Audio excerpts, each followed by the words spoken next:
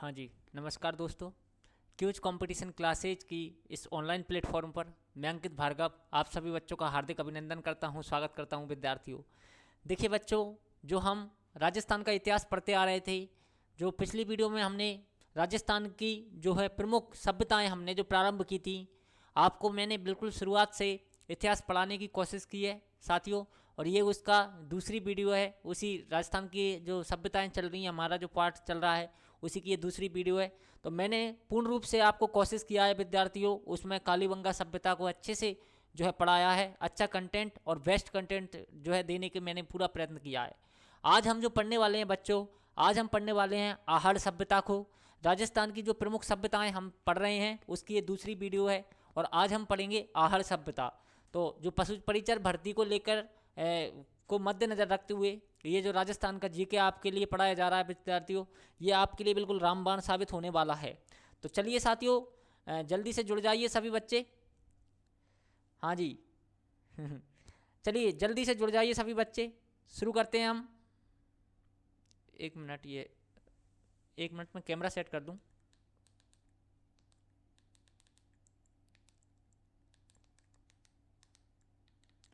ठीक है, चलिए। हाँ जी, जल्दी से जुड़ जाइए सभी बच्चे। चलिए आज हम शुरू करने वाले हैं बच्चों आहड़ सभ्यता। क्या पढ़ेंगे बच्चों आज हम दूसरी सभ्यता पढ़ेंगे जिसका नाम है आहड़ सभ्यता। कल हमने क्या पढ़ा था विद्यार्थियों? कल हमने क्या पढ़ा था? कल हमने पढ़ा था बच्चों कालीबंगा सभ्यता। कालीबंगा जो सभ्यता हमने कल पढ़ी थी, कालीबंगा कहाँ है? हनुमानगढ़ में है। खोज किसने की? अमलानंद घोष ने की। उत्खनन किसने किया? बीवी लाल, बी के थापर और एम जी खरे के द्वारा कालीबंगा सभ्यता का उत्खनन किया गया। उत्खनन का जो कार्य था 1961 में प्रारंभ हुआ और 69 तक जो है चला था उत्खनन का कार्य। क्या क्या प्राप्त हुआ? 2 टीलों पर खुदाई हुई, 5 स्तर पर खुदाई की गई। 2 टीलों पर मुख्य रूप से खुदाई हुई, जिसमें एक पश्चिमी टीला था, एक पूर्वी टीला था विद्यार्थियों। पश्चिमी जो टीला था, पश्चिमी टीले में हमने क्या देखा था बच्चों? जो संभ्रांत वर्ग है उसका निवास स्थान था, वह उसको गढ़, कोट या धूनी बोला जाता था। जबकि जो है अपने पूर्वी टीला था बच्चों, पूर्वी टीला में जो है आमजन लोगों का निवास था। ये सब तथ्य, ये सब कंसेप्ट हमने पिछली वीडियो में देखे थे। आज हम बच्चों पढ़ने वाले हैं आहड़ सभ्यता। मुझे आशा और उम्मीद है कि आपको कालीबंगा जो सभ्यता हमने पढ़ा है वो पूर्ण रूप से समझ में आया होगा। तो आज हम शुरू करेंगे आहड़ सभ्यता। वही बात, आहड़ सभ्यता कहाँ स्थित है बच्चों? आहड़ सभ्यता उदयपुर में स्थित है। कहाँ स्थित है बच्चों? आहड़ सभ्यता कहाँ स्थित है? उदयपुर में। उदयपुर जो जिला है उसमें आहड़ सभ्यता स्थित है, ये आपको याद रखना है। इसके अलावा आहड़ सभ्यता की स्थिति यदि हम देखें, आहड़ सभ्यता की क्या देखें बच्चों? स्थिति देखें।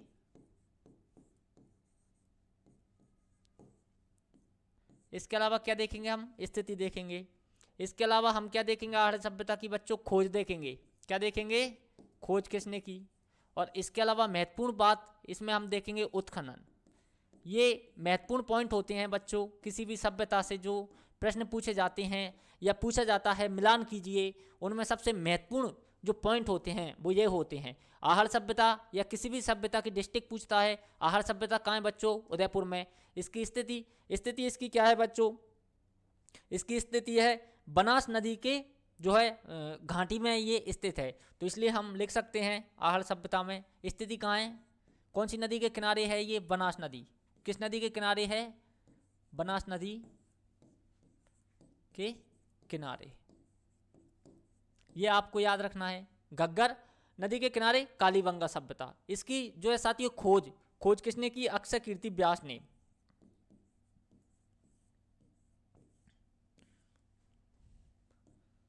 खोज किसने की बच्चों? अक्षय कीर्ति व्यास ने। ये भी आपको जो है साथियों याद रखना है। खोज किसने की? अक्षय कीर्ति व्यास ने। और कब की थी साथियों? 1953 में। कब की थी? 1953 में। ये भी याद रखना, सन 1953 में। तो इसकी जो है आहड़ सभ्यता की खोज किसने की? अक्षय कीर्ति व्यास ने की। कब की बच्चों? सन 1953 में इसकी जो है खोज की। उत्खनन देखिए, इसका जो उत्खनन है बच्चों, उत्खनन इसका 2 व्यक्तियों ने किया है, या हम ये कहें कि 2 चरणों में इसका उत्खनन हुआ है। किस किसने किया है? सबसे पहले किया है अपने रतन चंद्र अग्रवाल ने। तो उत्खनन में आप 2 पॉइंट डालकर लिखिए। सबसे पहले 1956 ईस्वी में, 1956 ईस्वी में किसने किया है? आर.सी. अग्रवाल इनको बोला जाता है, या इनको पूरा नाम लिखें तो आप लिख सकते हो रतन चंद्र अग्रवाल, रतन चंद्र अग्रवाल। ये आपको याद रखना है बच्चों, ये आपको याद रखने हैं।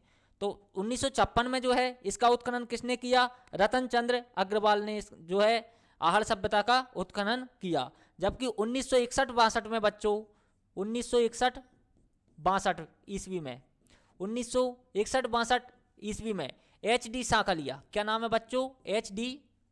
सांखलिया, H.D. सांखलिया ने जो है इसका उत्खनन का कार्य किया है। यह आपको याद रखना है। साथ में V.N. मिश्र भी थे इनकी, H.D. सांखलिया और V.N. मिश्र। देखिए मैं अभी आपको इसको समझाता हूं अच्छे से, यहाँ ले लेते। चलिए देखिए, जो आहड़ सभ्यता है बच्चों, आहड़ सभ्यता आपसे पूछा जाए किस नदी के किनारे विकसित हुई, तो किस नदी के किनारे हुई साथियों? बनास नदी के जो है किनारे विकसित हुई। इसलिए आहड़ सभ्यता को बनास संस्कृति भी कहते हैं बच्चों। अभी मैं आपको उपनाम इसके सारे लिखा दूंगा। चलिए, आहड़ सभ्यता कहाँ पर है? उदयपुर में। आहड़ सभ्यता किस नदी के तट पर है? बनास नदी के तट पर है। आहड़ सभ्यता की खोज किसने की? अक्षय कीर्ति व्यास ने की। कब की? 1953 में। जबकि अमलानंद घोष ने कालीबंगा सभ्यता की 1952 में की थी। ये आपको याद रखना है। साथ में उत्खनन, आहड़ सभ्यता का उत्खनन बच्चों 2 चरणों में हुआ है। 2 मुख्य जो है नेतृत्वकर्ता थे उत्खनन के समय। 1956 ईस्वी में आर.सी. अग्रवाल या हम कहें रतन चंद्र अग्रवाल के द्वारा जो है इसका उत्खनन का कार्य किया गया था। जबकि 1961-62 करना, 1961-62 ईस्वी में H.D. सांखलिया और V.N.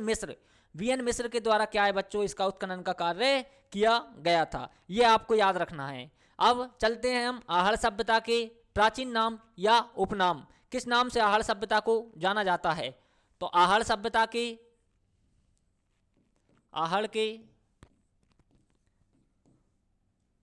उपनाम,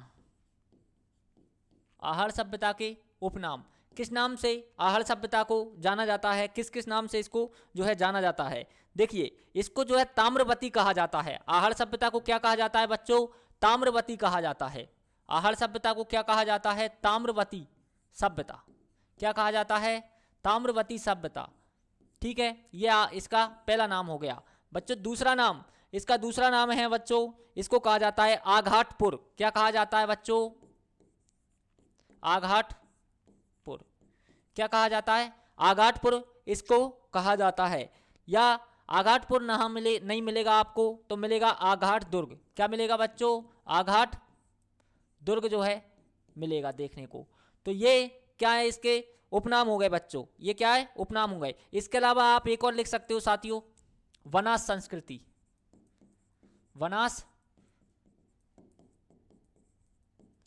वनास संस्कृति, ये आपको याद रखना है। देखिए, ये आपको याद रखना है। देखिए, आहड़ सभ्यता के उपनाम क्या है बच्चों? इसको ताम्रवती सभ्यता बोला जाता है, इसको आघाटपुर बोला जाता है, और इसको आघाट दुर्ग भी बोला जाता है, और साथ में क्या बोला जाता है बच्चों? बनास संस्कृति भी इसको बोला जाता है। ये आपको याद रखना है। एक बार मैं यहाँ तक आपको रिवीजन करवा दूँ, ज़्यादा डिफिकल्ट कुछ है नहीं इसमें।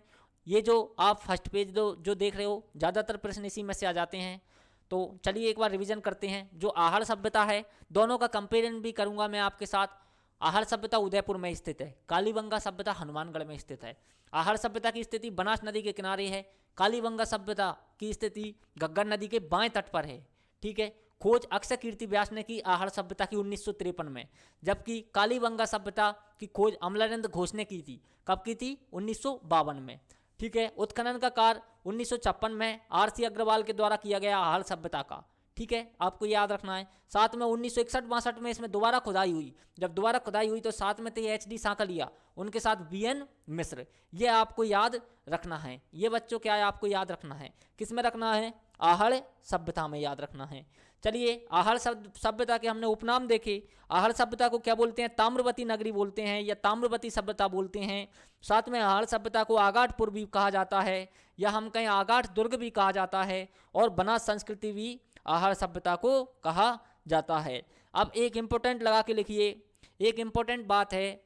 क्या इंपॉर्टेंट बात है बच्चों? ये इंपॉर्टेंट बात है कि इसे किसे, आहड़ सभ्यता को, इसे ताम्र पाषाण संस्कृति कहते हैं। इसे ताम्र पाषाण संस्कृति कहते हैं। आहड़ सभ्यता को क्या कहते हैं बच्चों? ताम्र पाषाण संस्कृति भी कहते हैं। ये आपको याद रखना है। ये क्या है बच्चों? आपको याद रखना है। तो एक बार आप इसका स्क्रीनशॉट लीजिए बच्चों। एक बार आहड़ सभ्यता का जो फर्स्ट पेज है उसका स्क्रीनशॉट लीजिए अच्छे से, फिर हम आगे बढ़ेंगे। स्क्रीनशॉट लीजिए बच्चों सभी।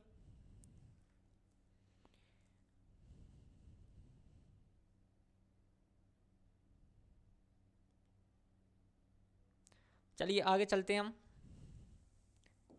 इसका भी स्क्रीनशॉट लीजिए बच्चों सभी।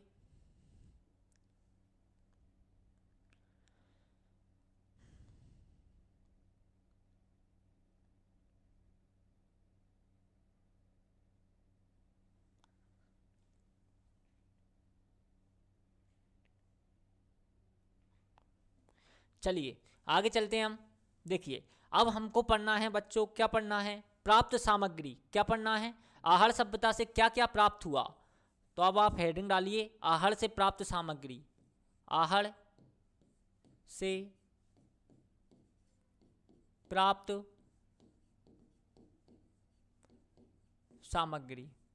आहड़ सभ्यता से क्या क्या जो है बच्चों प्राप्त हुआ, अब हम उसके ऊपर थोड़ी सी चर्चा बात विमर्श करेंगे। चलिए बच्चों, चलिए पहला लिखिए बच्चों, इसमें पहला लिखिए क्या क्या प्राप्त हुआ। उसमें आप पहला लिखिए, आहड़ सभ्यता का जो धूलकोट नामक स्थान है बच्चों,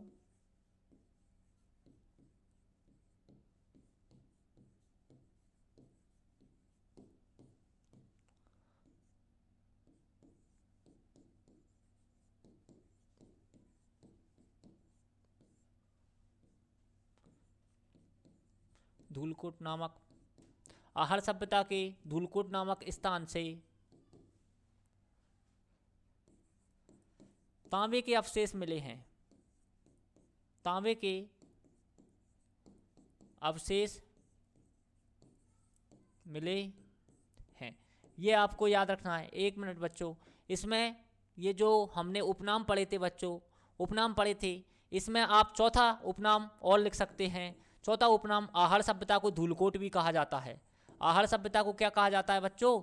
धूलकोट भी कहा जाता है। इसके अलावा एक और नाम इसमें आप ये ऐड भी कर सकते हैं कि मेवाड़ का जो है कब्रिस्तान, मेवाड़ का शमशान घाट, ये ऐसे भी बोल सकते हैं शमशान घाट या कब्रिस्तान। मेवाड़ का जो है शमशान घाट या कब्रिस्तान क्या है बच्चों? आहड़ सभ्यता है। ये भी आपको याद रखना है। ये दो नाम और इसमें ऐड कर लीजिए, मैं ध्यान भूल गया था। मेवाड़ का जो है शमशान घाट भी किसको बोलते हैं? आहड़ सभ्यता को बोलते हैं। और धूलकोट, धूलकोट के नाम से भी किसको जाना जाता है बच्चों? आहड़ सभ्यता को जाना जाता है। चलिए अब हमारे पॉइंट पे आते हैं। देखिए, आहड़ सभ्यता का जो धूलकोट नामक स्थान था, आहड़ सभ्यता में जो धूलकोट नामक स्थान था, वहां पर तांबे के अवशेष क्या है बच्चों? प्राप्त हुए हैं। तांबे के अवशेष जो है मिले हैं, तांबे के अवशेष मिले हैं। इसलिए इस मिले हैं, इसलिए इस सभ्यता को ताम्र संस्कृति के नाम से जाना जाता है। इसलिए इस सभ्यता को बच्चों ताम्र संस्कृति के नाम से जाना जाता है।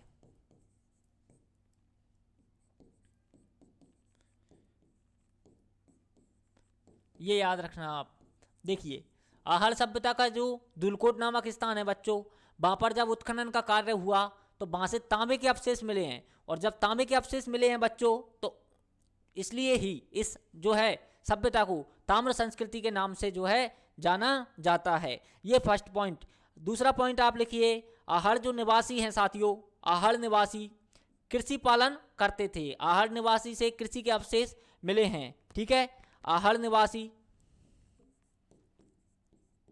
आहड़ निवासी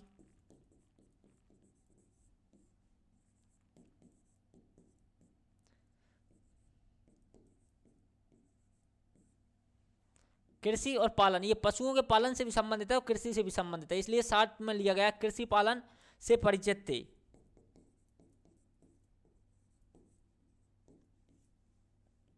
आहड़ निवासी किससे परिचित थे बच्चों? कृषि पालन से परिचित थे। ये भी आपको याद रखना है।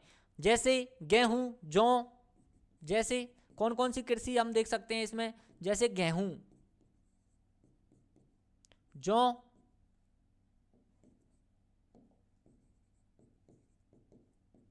जैसे गेहूं और क्या बच्चों, जौ, ये दोनों आप याद रखना। अब इसमें हम चावल भी लिख सकते हैं बच्चों, लेकिन चावल मूल रूप से आप याद रखना कालीबंगा के, है ना।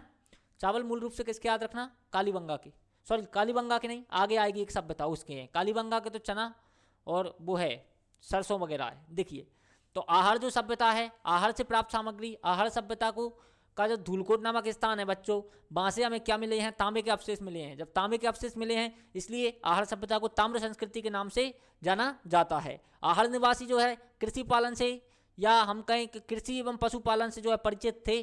साथ में जैसे गेहूं, जौ, चावल इत्यादि से क्या है बच्चों, आहड़ निवासी जो है परिचित थे। ये आपको याद रखना है बच्चों। अब देखिए यहाँ पे जो है बच्चों, आहड़ सभ्यता में, एक बार आप इसका स्क्रीनशॉट लीजिए, फिर हम आगे चलते हैं तीसरे पॉइंट की ओर।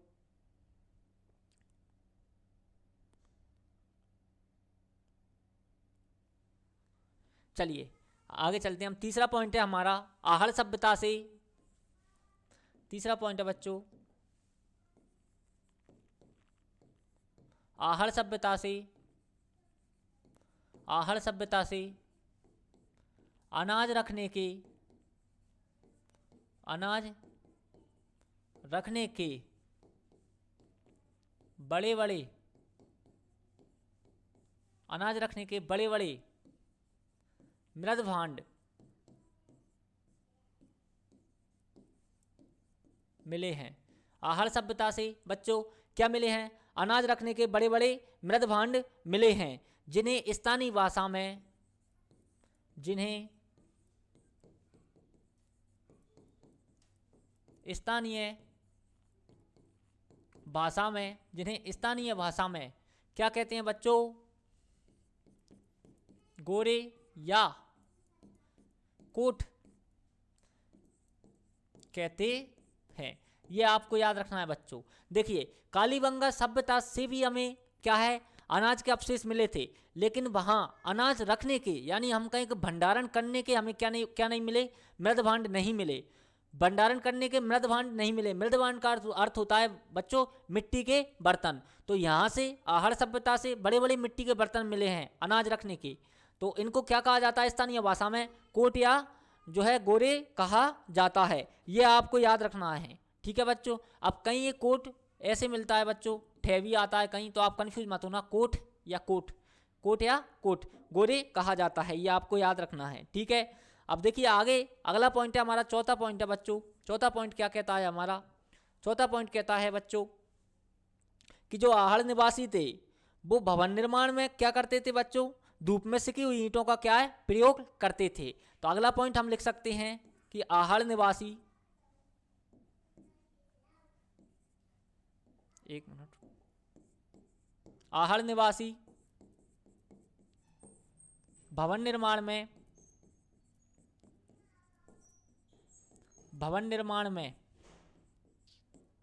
धूप में सिकी, धूप में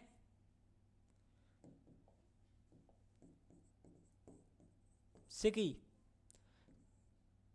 कच्ची एवं पक्की, दोनों तरह की आती हैं बच्चों, कच्ची एवं पक्की ईंटों का प्रयोग करते थे, ईंटों का प्रयोग करते थे।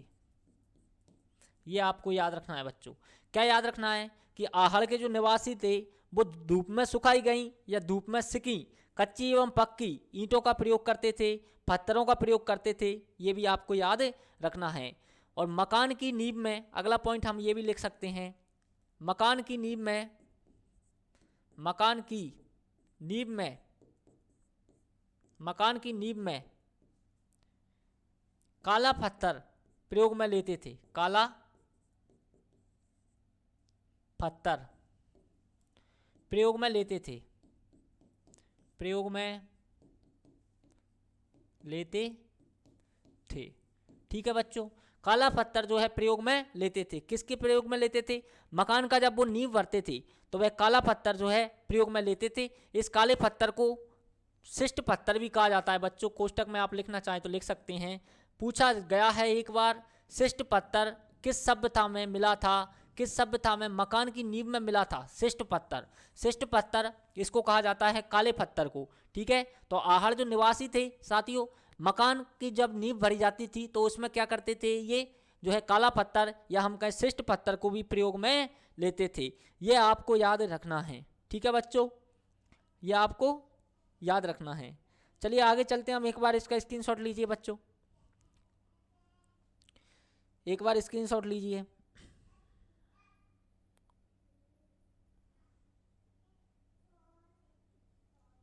चलिए आगे देखिए, आहड़ सभ्यता में कितने पॉइंट हो गए बच्चों? 5 पॉइंट। चलिए छठा पॉइंट लिखिए, आहड़ सभ्यता में, आहड़ सभ्यता में, आहड़ सभ्यता में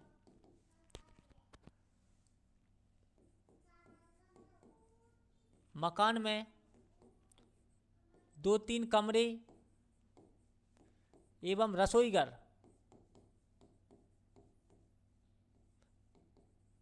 रसोईघर मिले हैं।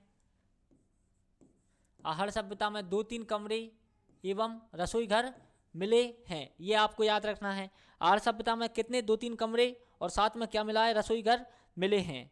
और रसोई घरों में, इसमें आगे भी लिख सकते हैं हम, रसोई घरों में, रसोई घरों में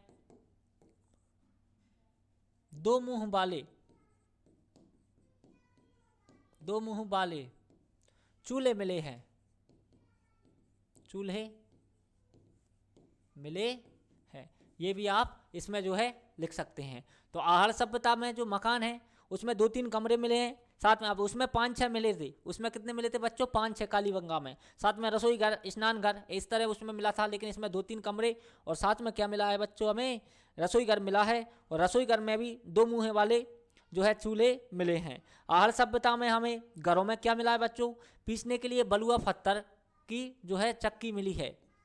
तो आहड़ सभ्यता में, और लिख सकते हैं हम, आहड़ सभ्यता में, आहड़ सभ्यता में घरों में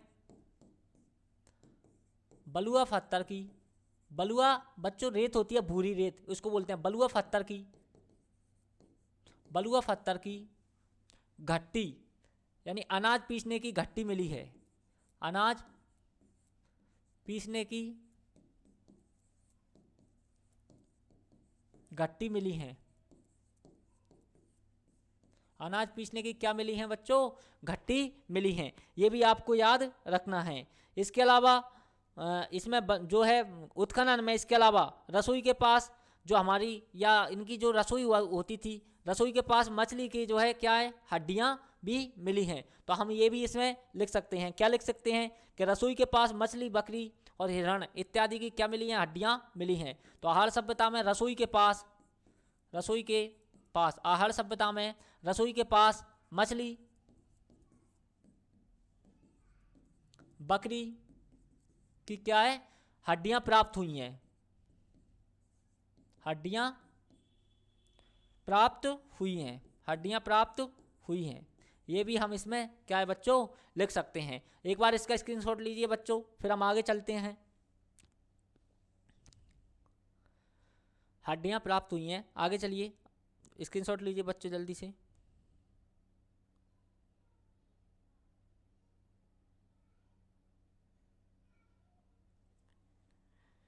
चलिए अगला पॉइंट है हमारा, अगला पॉइंट कौन सा है बच्चों? नमा पॉइंट। नमा पॉइंट क्या है? मकानों में एक से अधिक मकानों में एक से अधिक चूल्हे मिले हैं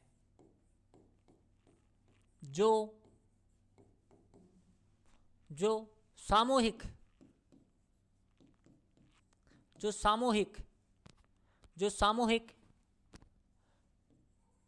भोजन या संयुक्त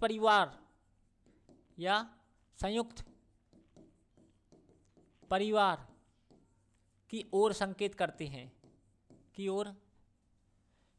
करते हैं। अर्थात हम ये कहें कि हाल सभ्यता में एक से अधिक चूल्हे मिले हैं जो संयुक्त परिवार की ओर संकेत करते हैं। अब देखिए बच्चों, ये पता नहीं किस तरह इतिहासकार ने लिखा। आज हम क्या जानते हैं कि यदि एक घर में एक चूल्हा है, एक घर में क्या है बच्चों? एक चूल्हा है, तो इसका मतलब क्या है कि वह परिवार संयुक्त परिवार है, सभी मिलजुल कर रहते हैं। और यदि एक से अधिक चूल्हे हैं बच्चों किसी घर में, भैया मैया सब ने बना लिए, तो फिर वो क्या है बच्चों?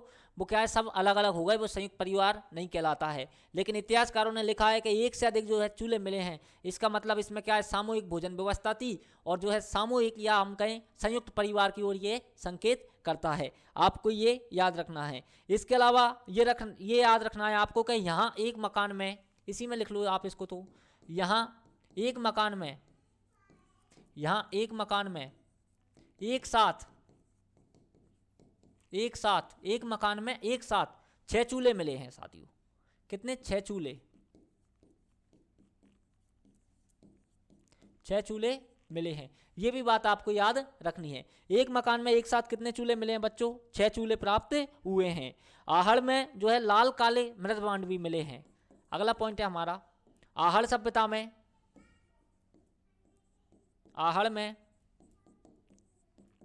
लाल काले मृत भांड होता है बच्चों मिट्टी के जो बर्तन होते हैं, मृत भांड भी प्राप्त हुए हैं। ये भी आपको याद रखना है। आहड़ सभ्यता में लाल एवं काले रंग क्या है बच्चों? काले रंग के मृत भांड भी प्राप्त हुए हैं। एक और हम लिख सकते हैं कि आहड़ में क्या है बच्चों? मिट्टी की बनी। चलिए पहले एक बार इसका स्क्रीनशॉट लीजिए, फिर हम आगे लिखेंगे उसको। एक बार स्क्रीनशॉट लीजिए बच्चों।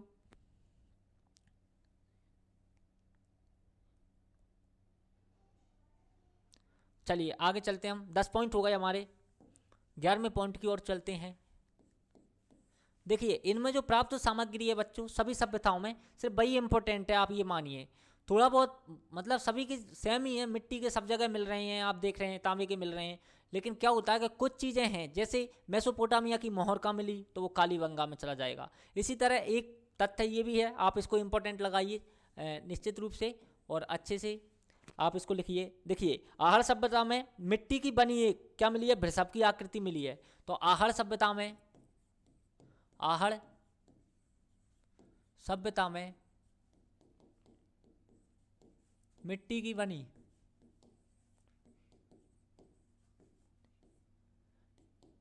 एक वृषभ की आकृति मिली है।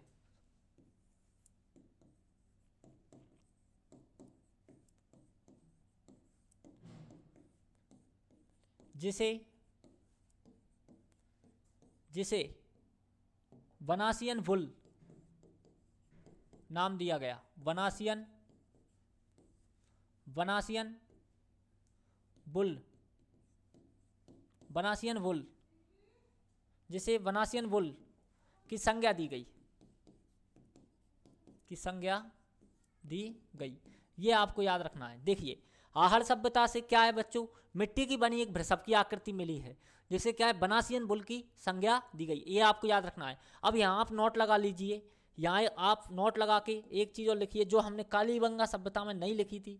कालीबंगा सभ्यता में जो हमने नहीं लिखी थी आप वो लिखिए। यहाँ क्या लिखना है हमको कि देखिए आहड़ सभ्यता से तो मिट्टी की बनी क्या मिली है? एक वृषभ की आकृति मिली है। जबकि कालीबंगा सभ्यता से, तो यहाँ पे लिखिए आप, कालीबंगा सभ्यता से नोट लगा के लिख लीजिए इसी में।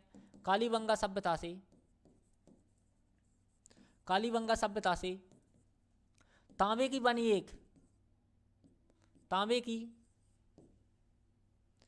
एक वृषभ की आकृति मिली है। अब मैंने ये वहां आपको इसलिए नहीं लिखाया ताकि आप कंफ्यूज ना हो। देखिए आप, आहड़ सभ्यता से मिट्टी की बनी वृषभ की आकृति प्राप्त हुई है, जबकि कालीबंगा सभ्यता से बच्चों किसकी मिली है? तांबे की बनी एक वृषभ की आकृति प्राप्त हुई है। आहड़ सभ्यता की जो है उसको वनासियन बुल की संज्ञा दी गई थी, जबकि कालीबंगा वाली जो है उसको कोई संज्ञा नहीं दी गई है। यह आपको याद रखना है। एक बार इसका स्क्रीनशॉट लीजिए बच्चों, फिर हम आगे चलते हैं। एक बार इसको स्क्रीनशॉट लीजिए।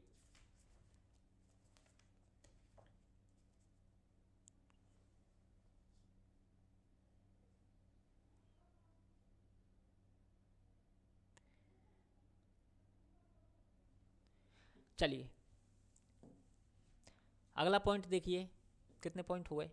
11 हो गए। अगला पॉइंट देखिए, आहड़ निवासी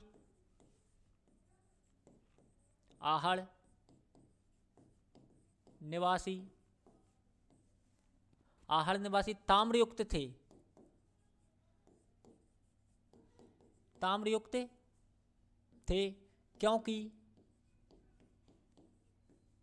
क्योंकि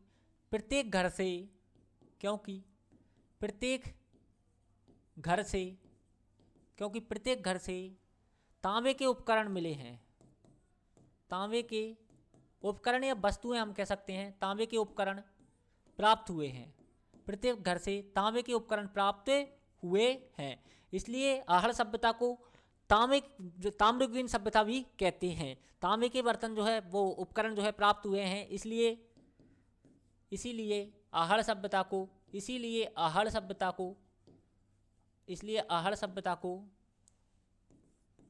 ताम्रयुगीन सभ्यता भी कहते हैं। ताम्रयुगीन सभ्यता भी कहते हैं। ये आपको याद रखना है। अब आप ये देखिए, मैं आपको यहाँ कन्फ्यूजन मिटा दूं, आगे भी मैं जब पढ़ाऊंगा आपको, जब बताऊंगा। ताम्रयुगीन सभ्यता किसे कहते हैं? आहड़ सभ्यता को। जबकि ताम्रयुगीन सभ्यताओं की जननी गणेश्वर सभ्यता है बच्चों। तो गणेश्वर सभ्यता को हम आगे पढ़ेंगे। क्यों वो जननी है? क्योंकि वहां से अनेक सारी भट्टियां मिली हैं। भट्टियां यहाँ से भी मिली हैं आहड़ सभ्यता से, आगे मैं लिखाऊंगा आपको। लेकिन आहड़ सभ्यता ताम्रयुगीन सभ्यता है, जबकि ताम्रयुगीन सभ्यताओं की जननी कौन है? गणेश्वर है। आहड़ सभ्यता से क्या है बच्चों? तांबे के उपकरण मिले हैं, तांबे के बर्तन मिले हैं, तो इसलिए इस सभ्यता को क्या है? ताम्रयुगीन संस्कृति भी कहते हैं। ये आपको याद रखना है। आगे देखिए, 13वां पॉइंट हमारा है, आहड़ सभ्यता से तांबे की भट्टी मिली है।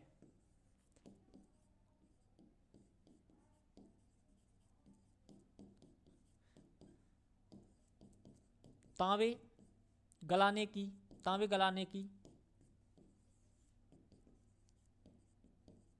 भट्टी मिली है आहड़ सभ्यता से। लेकिन ये एक ही मिली है बच्चों। आहड़ सभ्यता से तांबे गलाने की भट्टी मिली है, अर्थात तांबे बनाने की भट्टी मिली है। कितनी मिली बच्चों? एक। लेकिन उधर हम गणेश्वर में पढ़ेंगे कई सारी भट्टियां मिली हैं। तो आहड़ सभ्यता से तांबे गलाने की भट्टी भी मिली है। इन दोनों पॉइंटों को भाई इंपोर्टेंट लगा लेना। दोनों पूछे गए हैं। क्या पूछे गए हैं? ताम्रयुगीन सभ्यताओं की जननी गणेश्वर है और ताम्रयुगीन सभ्यता आहड़ सभ्यता है। किस सभ्यता में तांबे की एक भट्टी मिली है? आहड़ सभ्यता में। अनेक भट्टियां फिर अपन उधर बात करेंगे। चलिए एक बार इसको लिखिए बच्चों, जब तक आप लिखिए। एक पॉइंट ऐसे भी लिख सकते हैं हम इसमें, बाई चांस पूछ ले।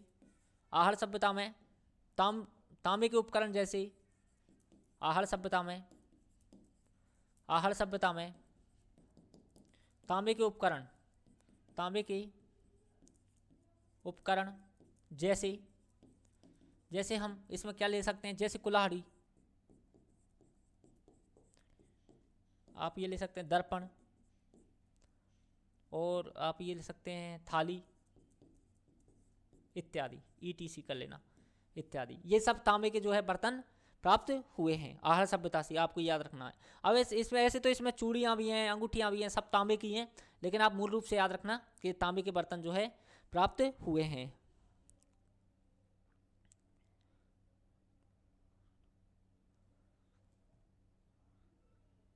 चलिए आगे चलते हैं। स्क्रीनशॉट ले लिया इसका? चलिए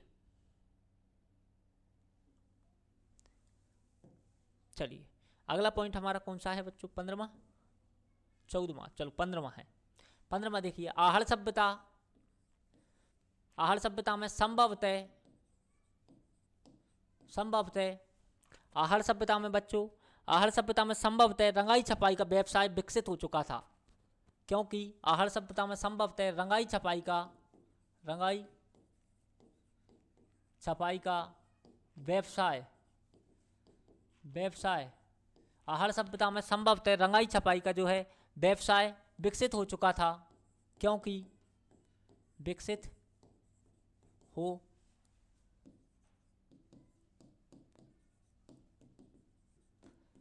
क्योंकि यहाँ कपड़ों पर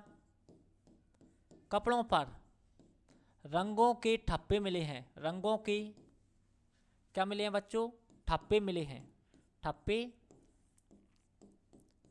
हैं। ये भी आपको याद रखना है। तो आहड़ सभ्यता में संभवतः क्या है बच्चों, जो रंगाई छपाई का व्यवसाय है वो विकसित हो चुका था, क्योंकि यहाँ ये जो कपड़े हैं, कपड़ों पर रंगों के क्या मिले हैं बच्चों, ठप्पे प्राप्त हुए हैं। यानी रंगाई छपाई का जो कार्य है वो यहाँ विकसित हो चुका था, आपको ये याद रखना है। अगला हमारा पॉइंट है कि आहड़ निवासी जो थे वो आभूषण प्रिय थे, क्योंकि आहड़ निवासी आभूषण प्रिय थे, क्योंकि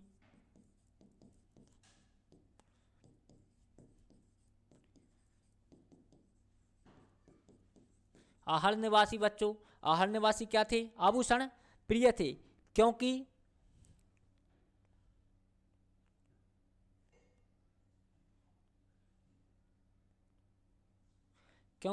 मृतकों के साथ या हम कहें शवों के साथ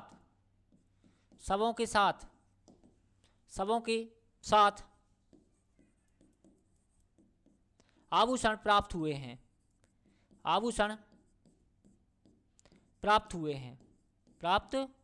हैं। ये भी आपको याद रखना है बच्चों। आहड़ निवासी क्या है, आभूषण प्रिय थे, क्योंकि जो शव मिले थे आहड़ सभ्यता में उनके साथ क्या प्राप्त हुए हैं, आभूषण प्राप्त हुए हैं, तांबे के आभूषण प्राप्त हुए हैं। इसलिए हम कह सकते हैं कि शायद आहड़ निवासी आभूषण प्रिय रहे होंगे, इसलिए उनके साथ जो शव हैं उनके मरने के बाद भी और उनके साथ जो है उनके आभूषणों को दफनाया गया था। ये आपको याद रखना है। इसके अलावा हम ये कह सकते हैं बच्चों कि जो आहड़ सभ्यता है इसमें मृतकों को आभूषणों के साथ दफनाया जाता था। तो ऐसे भी हम इसमें ले सकते हैं, आहड़ में मृतकों को आभूषणों के साथ दफनाया जाता था।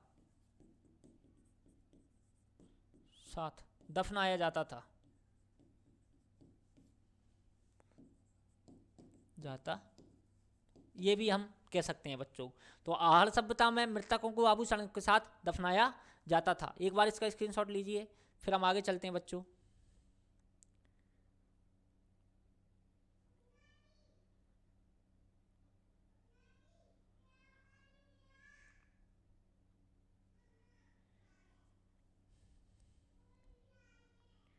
चलिए आगे चलते हैं, हम 18वां पॉइंट लिखते हैं। देखिए अब 18वां पॉइंट क्या है बच्चों, 18वां पॉइंट है हमारा कि आहड़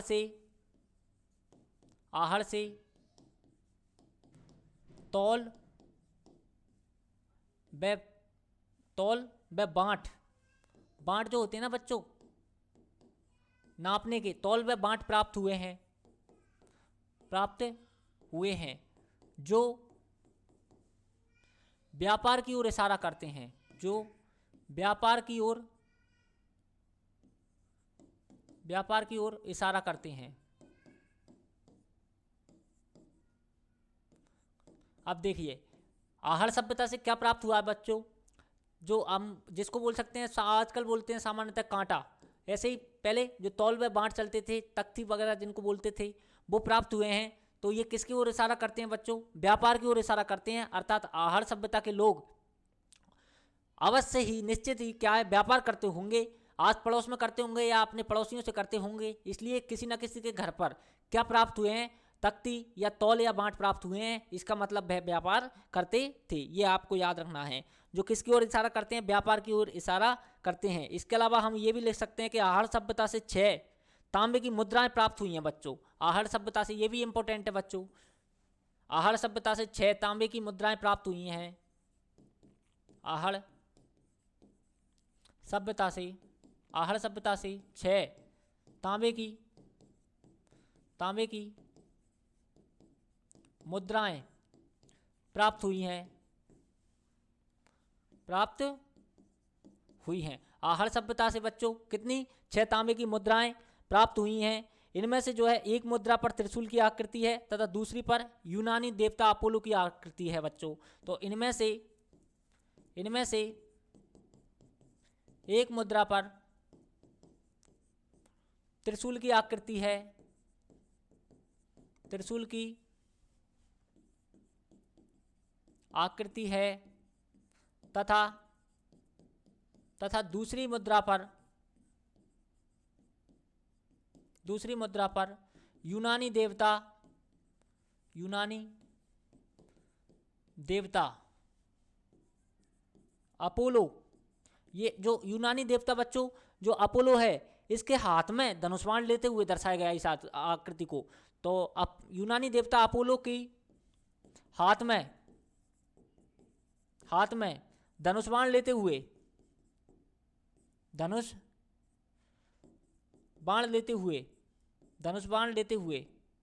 आकृति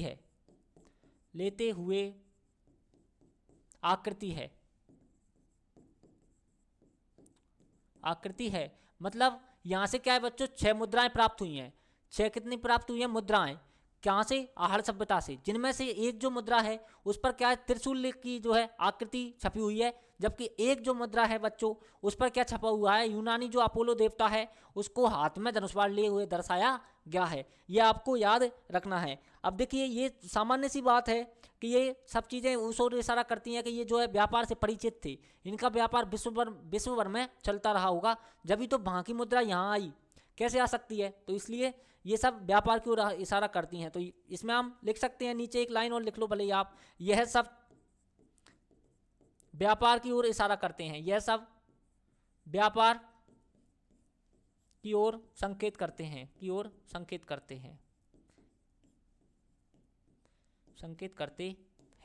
ये भी आपको लिखिए। चलिए इसका एक बार स्क्रीनशॉट लीजिए। आहड़ से तौल व बांट प्राप्त हुए हैं, जो व्यापार की ओर इशारा करते हैं। आहड़ सभ्यता में 6 तांबे की मुद्राएं प्राप्त हुई हैं। इनमें से एक मुद्रा पर त्रिशूल की आकृति है तथा दूसरी मुद्रा पर यूनानी देवता अपोलो को हाथ में धनुष बाण लेते हुए दर्शाया गया है, ऐसी आकृति है। ये सब व्यापार की ओर संकेत करते हैं। ये आपको याद रखना है बच्चों, ये आपको क्या याद रखना है। तो आहड़ सभ्यता जो है बच्चों, आज हमने आहड़ सभ्यता पढ़ी बच्चों। तो आहड़ सभ्यता में इसके अलावा कुछ नहीं है, आप ज़्यादा कंफ्यूज मत होना। बस आपको ये याद रखना है बच्चों कि ताम्रयुगीन जो सभ्यता है वो कौन सी सभ्यता है बच्चों, आहड़ सभ्यता है। जबकि ताम्रयुगीन सभ्यताओं की जननी वो फिर साथियों गणेश्वर है। ठीक है, तो एक बार मैं आपको इसका रिवीजन करवा देता हूँ कि इसमें हमने क्या क्या पढ़ा है। देखिए आहड़ जो सभ्यता है, सबसे पहली बात कहाँ है, उदयपुर में। आपसे पूछा जाए कहाँ पर है, उदयपुर में। स्थिति आपको पूछा जाए बनास नदी के तट पर है। ठीक है, खोज इसकी अक्षय कीर्ति व्यास ने 1953 में की थी बच्चों। इसके अलावा जो उत्खनन है 1956 में आर.सी. अग्रवाल ने किया था, और 1961 जो 62 है उसमें किसने किया था, एच.डी. सांकली और वी.एन. मिश्र उनके साथ थे। ये आपको याद रखना है। आहड़ सभ्यता को धूलकोट कहा जाता है। इनके उपनाम यदि हम देखें तो इसके उपनाम देखिए आप, आहड़ सभ्यता को धूलकोट कहा जाता है, मेवाड़ का शमशान घाट कहा जाता है, और ताम्रवती सभ्यता कहा जाता है, आघाटपुर कहा जाता है, और बनास संस्कृति आहड़ सभ्यता को कहा जाता है। ये आपको याद रखना है। एक इंपॉर्टेंट बात यह भी है कि इसे ताम्रपाषाण संस्कृति भी कहते हैं। आहड़ सभ्यता को क्या कहते हैं बच्चों, ताम्रपाषाण संस्कृति भी कहते हैं। ये भी आपको याद रखना है। चलिए आगे चलते हैं हम। आगे जब हमने आहड़ से प्राप्त सामग्रियों के बारे में पढ़ा, जब उन सामग्रियों के बारे में जाना, तो हमें पता चला कि आहड़ सभ्यता के जो धूलकोट नामक स्थान है वहाँ से कुछ तांबे के अवशेष प्राप्त हुए हैं। इसी कारण इसको ताम्र संस्कृति कहने लगे। ठीक है साहब। और आहड़ जो निवासी थे वो कृषि पालन से भी परिचित थे, जैसे कि गेहूँ हो गया या हम कहें चावल हो गया, इस तरह चावल और जौ, इस तरह ये इन अनाजों से, इन खेतीबाड़ियों से ये परिचित थे। आगे देखिए आहड़ सभ्यता से जो अनाज रखने के बड़े बड़े मृत भांड मिले हैं उनको क्या कहा जाता है साथियों? गोरे या कोट कहा जाता है। ये भी क्या आ सकता है कोट, और ये भी नाम आ सकता है, ठीक है, आप कंफ्यूज मत होइए। कोट और कोट दोनों में से कोई सा भी आ सकता है। स्थानीय भाषा में उनको कोट कहते हैं। किनको कहते हैं? बड़े बड़े जो मिट्टी के जो अनाज रखने के लिए बर्तन थे या मृदभांड थे, उन्हें क्या कहा जाता है स्थानीय भाषा में? कोट या गोरे कहा जाता है। आगे आहड़ निवासी जो थे वो भवन निर्माण में धूप में सिकी हुई, ये साथियों धूप है, धूप में सिकी हुई क्या है? कच्ची और पक्की ईंटों का प्रयोग करते थे। साथ में हम ये भी कह सकते हैं कि ये कच्ची ईंटों का प्रयोग करते थे, लेकिन कालीबंगा में हमने देखा था कि वो क्या है? कच्ची ईंटों का ही प्रयोग कर रहे थे। ये आपको याद रखना है। मकान की नींव में यहाँ काला पत्थर जो है उपयोग में लेते हैं, जिसे शिष्ट पत्थर भी कहा जाता है। मकान की जो है नींव भरते हैं जब, तो उसमें ये शिष्ट पत्थर जो है उपयोग में लेते हैं। एक बार प्रश्न पूछा था किसी एग्जाम में कि किस सभ्यता में मकान की नींवों में शिष्ट पत्थर का उपयोग हुआ है? किसमें हुआ है बच्चों? आहड़ सभ्यता में हुआ है, आपको ये याद रखना है। चलिए आगे देखते हैं हम। देखिए आहड़ सभ्यता में जो मकान है, मकान में 2 से 3 कमरे हैं, एक रसोई घर है, रसोई घर में 2 मुंह वाले चूल्हे मिले हैं, ठीक है। आहड़ सभ्यता में घरों से बलुआ पत्थर की अनाज पीसने की साथियों क्या मिली है? घट्टी भी साथ में मिली है। रसोई के पास मछली, बकरी आदि की क्या मिली है साथियों? हड्डियां भी प्राप्त हुई हैं। इसका तात्पर्य यह है बच्चों कि ये क्या थे? मांसाहारी थे। यदि पूछा जाए आहड़ सभ्यता के लोग कैसे थे बच्चों? मांसाहारी थे। अब वैसे तो ऐसा प्रश्न पूछा नहीं जाता है, लेकिन फिर भी ये कॉमन सेंस वाली बात है कि जब रसोई के पास से मछली की हड्डियां मिल रही हैं, आपको बकरी की हड्डियां मिल रही हैं, इसका मतलब साफ है कि वो कैसे थे बच्चों? मांसाहारी थे। ये आपको याद होना चाहिए। चलिए आगे देखिए। मकानों में एक से अधिक चूल्हे मिले हैं जो सामूहिक भोजन व्यवस्था की ओर या हम कहें संयुक्त परिवार की ओर संकेत करते हैं। ये आपको याद रखना है। यहाँ तक कि एक मकान से 6 चूल्हे एक साथ प्राप्त हुए हैं बच्चों, जबकि कालीबंगा सभ्यता में एक चबूतरे से 7 यक्ष वेदियां एक साथ प्राप्त हुई थी, ठीक है। आहड़ में लाल काले मृदभांड भी प्राप्त हुए हैं। आहड़ सभ्यता में कैसे? लाल व काले मृदभांड भी साथियों क्या है? प्राप्त हुए हैं। ये भी आपको याद रखना है। आगे देखिए आप, आगे चलते हैं। आहड़ सभ्यता में मिट्टी की बनी एक वृषभ की आकृति मिली है, जिसे वनासियन बुल की संज्ञा दी गई। वनासियन बुल नाम की क्या है? संज्ञा दी गई। जबकि कालीबंगा सभ्यता में एक तांबे की बनी वृषभ की आकृति हमें प्राप्त हुई है, जो कि मैंने आपको नोट लगाकर यहाँ पर लिखवा दी है, आप निश्चिंत रहिए। चलिए आगे चलते हैं हम। आगे देखिए। आहड़ निवासी ताम्रयुक्त थे, क्योंकि प्रत्येक घर से तांबे के उपकरण प्राप्त हुए हैं, इसीलिए आहड़ सभ्यता को ताम्रयुगीन सभ्यता भी कहते हैं। ये आपको याद रखना है। आहड़ सभ्यता को ताम्रयुगीन सभ्यता क्यों कहते हैं?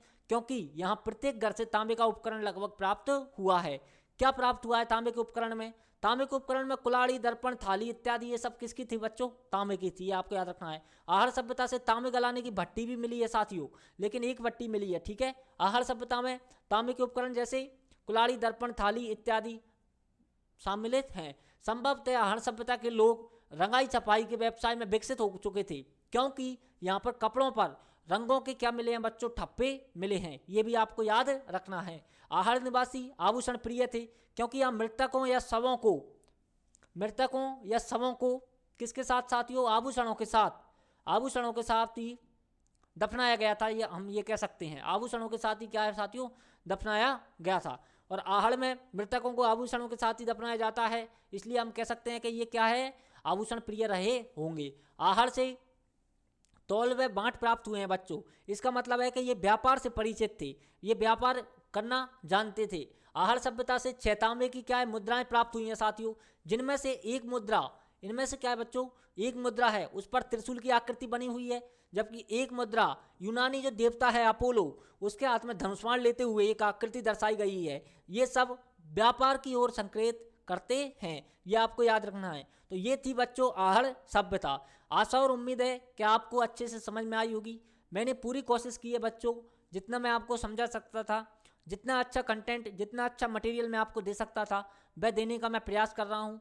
आपका काम है सिर्फ निश्चित रूप से क्रम से इन वीडियो को देखिए, लाइक कीजिए, शेयर कीजिए अपने दोस्तों तक, साथ में इस चैनल को साथियों सब्सक्राइब भी कीजिए, क्योंकि साथियों हम आपके लिए इतना मेहनत कर रहे हैं, तो आप भी हमारे लिए एक छोटा सा कष्ट कर दीजिए कि वीडियो को लाइक कर दीजिए, अपने दोस्तों तक शेयर कर दीजिए, खुद भी चैनल को सब्सक्राइब कर लीजिए।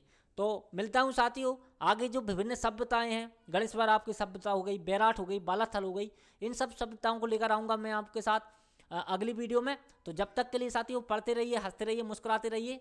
जय हिंद दोस्तों, जय भारत, खम्मा घनी, राम राम।